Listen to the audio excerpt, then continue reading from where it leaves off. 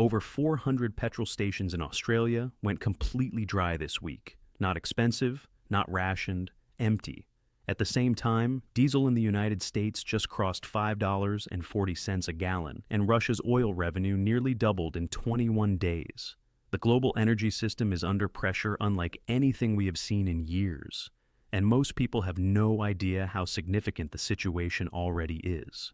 Every major player in this situation is now pushing for a ceasefire, but they each want it for completely different reasons, and those differences tell you exactly where things are heading. Asian economies want it because the oil disruption is tearing through their supply chains and raising costs across manufacturing, transportation, and consumer goods all at once. For Japan, South Korea, and the entire network of export-driven Asian economies, a ceasefire is not about geopolitics. It is about economic survival. Washington's motivations look entirely different. The United States appears to be using the peace process not as a genuine exit from this situation, but as a clock management strategy. Something to buy time while an alternative approach takes shape behind the scenes. Right now, two massive storylines are running simultaneously, and the outcome depends on which one is real. The first is Washington pushing a detailed 15-point peace framework. Tehran rejected it outright. The second is the regional military buildup. Thousands of U.S. service members being repositioned into the Middle East, equipment being pre-staged, naval assets consolidating in the region. If the second story is the real one, the global economic consequences will be of a scale that markets are nowhere near prepared for. The S&P 500 is only down about 5% from its pre-crisis levels. To put that in context, that is roughly what markets do when a single large company misses its earnings target. A potential direct U.S. engagement in the most energy-sensitive region on Earth is not a missed earnings call. Analysts are saying the seriousness of this situation is still not priced in, and when markets catch up to reality, the repricing could be significant and rapid. The gap between what markets currently reflect and what is actually happening on the ground is exactly where the danger sits. The consequences are already visible at every gas station in the United States, and what makes the trend alarming is that it is happening under conditions where prices theoretically should not be rising this fast. The administration released emergency fuel reserves to slow the price climb. It did not work. The U.S. produces enough energy domestically to be self-sufficient under normal conditions. That cushion is providing no relief right now. None of the standard policy responses are holding the line. Before this situation developed, regular gasoline was sitting at $2.80 a gallon. Today it costs $4. Diesel, which powers the freight trucks that move virtually everything you buy, jumped from $3.50 to $5.40 per gallon. That is a 54% increase on diesel in a single month. A 30 to 40% spike in energy costs does not slow an economy overnight. It works through the system gradually at first, then rapidly once the structure gives. We are only 1 month into this situation. The full impact on employment, consumer spending, and industrial output has not yet registered in the data. What we are seeing right now is the pressure accumulating. The consequences arrive later. The energy cost increase does not stop at the gas pump. Agricultural production runs on diesel. When fuel costs rise 40 to 50%, farmers pass those costs downstream through the supply chain. Corn costs more, wheat costs more, soybeans cost more. The household budget is being squeezed from two directions simultaneously, and neither pressure has peaked yet. While the economy absorbs all of this, a notable subplot is developing in financial markets. Reports of unusual trading activity are accumulating around the timing of major policy decisions.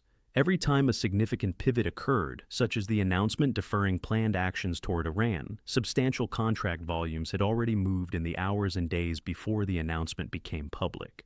Someone appears to have been positioning ahead of market-moving news. The volume and consistency of the pattern is drawing scrutiny from multiple directions, and how those positions were established ahead of key decisions is a question that deserves a real answer. The administration's own public statements tell us something important about where this situation is heading. The president described the policy response as addressing a serious problem that could not be ignored. He said he expected energy prices to rise and markets to soften, and that neither outcome changed his fundamental calculation. His framing was direct. the short-term costs were acceptable given what was at stake. That tells you something essential about the intensity and timeline of what is ahead. The administration is not looking for a quick exit. It is playing for a meaningful, definitive outcome. That level of commitment means the near-term economic pressures being absorbed right now could persist significantly longer than most observers currently expect. Even in the most optimistic scenario you can construct, a ceasefire announced tomorrow and all tensions resolved immediately, oil prices could still climb to $150 a barrel, because this is not just a supply disruption, it is structural damage. The physical energy infrastructure across the Middle East has taken significant hits that cannot be repaired in weeks or months. This situation extends well beyond one country. Qatar's liquefied natural gas facilities have been affected, and LNG is a critical energy source for the entire Asian economy. Other major Gulf producers are absorbing losses as well. Restoring some of these facilities to full operational capacity could take 5 years. That is not a temporary disruption. That is a long-term repricing of global energy supply. BlackRock, which manages more assets than any other investment firm on Earth, is projecting that US GDP growth could fall by nearly 2 percentage points as a direct consequence of this situation. That elevates recession risk from a theoretical concern to a concrete probability. And if oil reaches $200 a barrel, adjusted for inflation, that would match the historic peak recorded just before the 2008 financial crisis. At that price level, the Federal Reserve would face an extremely difficult position. Keeping rates elevated or raising them further would add additional strain to an already pressured economy. When administration officials were asked directly about options for the region, the response was simply, all options remain on the table. The stock market has not found its floor. Inflation is rising while growth is slowing. Energy costs are increasing structural pressure across every sector simultaneously. We are in a set of economic conditions that have not appeared together in this configuration before, which means historical analogies provide only partial guidance. The actual outcome carries genuine uncertainty that investors and households need to take seriously. Now, for the story receiving far less attention than it deserves in Western coverage, one major economy is navigating this situation from a position of significant strength. That economy is Russia.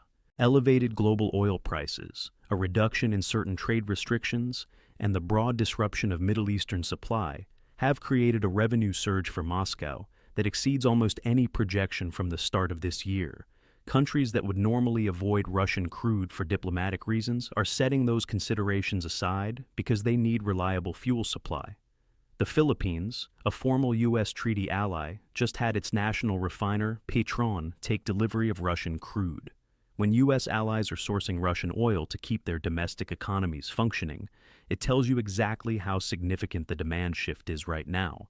The revenue numbers are striking. In just 21 days, Russia's weekly oil revenue roughly doubled, moving from under $1 billion to nearly $2.5 billion per week. On a daily basis, Russia is generating at least $100 million more from oil revenue alone compared to 1 month ago.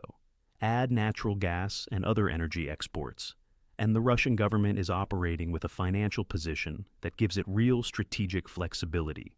Russia also changed how it prices its oil. It now settles the majority of trades in either Russian rubles or Chinese renminbi, no dollars involved. As global demand for Russian barrels increases, demand for rubles increases alongside it. That currency demand is supporting the ruble's value and giving the Russian central bank room to make decisions that would not be available to any Western economy right now.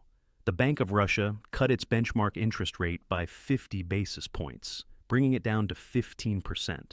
Meanwhile, every major Western central bank is either holding rates at elevated levels or considering further increases. The economy that Western financial institutions spent 2 years attempting to isolate is now easing its monetary policy and supporting its domestic economy, while the countries that implemented those measures are dealing with interest rates that are constraining their own growth. That is not the outcome that was anticipated when those policies were designed. Russia's improved financial position is also expanding its capacity to support Iran.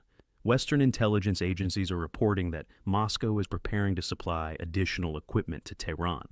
The financial resources available to sustain that support have never been greater than they are right now.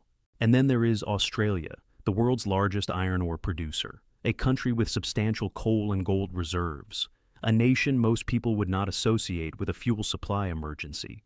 Over 400 petrol stations have gone completely dry. Not expensive, not rationed, empty. Diesel is running out at commercial stations too, which directly affects the trucking networks moving freight across an entire continent. This situation is approaching the threshold of a national emergency. 6 fuel tankers scheduled for delivery to Australia were either canceled or deferred. When a country is forced to source replacement fuel on the spot market at short notice, the price it pays is dramatically higher than contracted rates. That cost premium feeds directly into domestic fuel prices, layering additional inflationary pressure on top of what is already building. Australia imports more than 90% of its refined petroleum products from overseas, primarily from South Korea, Malaysia, Singapore, China, and Japan. But those Asian refining operations do not produce crude oil. They import it from Kuwait, Saudi Arabia, and Qatar, all of it moving through the Strait of Hormuz. The supply chain is linear and direct. Hormuz disruption reduces Gulf output. Reduced Gulf output limits supply to Asian refineries. Asian refinery output falls. Australia receives less refined product. 400 petrol stations run dry. Every link in that chain failed simultaneously. Australia arrived at this point through 25 years of decisions that appeared rational in a stable environment and became serious vulnerabilities in an unstable one. The country once operated a substantial domestic refining network. Today it has 2 facilities remaining, one in Geelong and one in Queensland. Domestic refining capacity was reduced while demand kept rising, growing from 800,000 barrels per day to over 1 million. International trading firms like Vitol, Glencore, and Trafigura can source fuel from global markets and arrange delivery, but they are commercial intermediaries, not a national energy reserve. Every barrel runs through their margin, and Australia pays that premium each time. The longer this disruption lasts, the more expensive each barrel becomes, and the more that cost works its way through the Australian economy as additional inflationary pressure. The lesson here is direct. Energy self-sufficiency is not just an economic preference. It is a national security consideration. Countries that reduced their domestic production and refining capacity over the past 25 years are now absorbing significant costs as a result. Every country watching this situation should be asking itself where it stands on that same spectrum. Back to the negotiations between Washington and Tehran, because the distance between the two positions is not narrowing.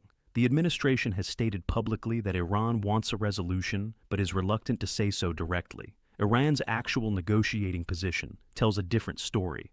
Tehran's counter-proposals reportedly include compensation payments, international legal recognition of Iran's authority over the Strait of Hormuz, and the removal of U.S. oversight mechanisms in the region. If Washington accepted those 3 conditions, the outcome would not be a balanced settlement. It would represent a significant shift in regional power dynamics that would leave Iran in a stronger position than it held before this situation began.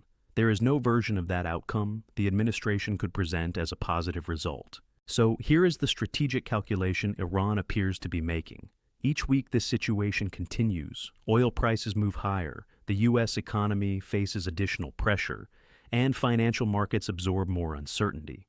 If that pressure builds to a point where the administration feels compelled to reach a resolution before achieving its stated objectives, the terms available may look very different from what was on the table at the start. What we know for certain is that the pressure is accumulating on every front simultaneously.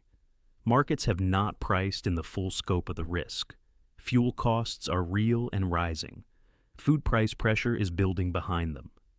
The disruption to Middle Eastern energy infrastructure is extensive and long-term in its implications. Tell us in the comments. Do you think this situation pushes the U.S. economy into a recession? Is $200 oil a realistic outcome? Drop your perspective below. Stay informed, stay prepared, and we will see you in the next one.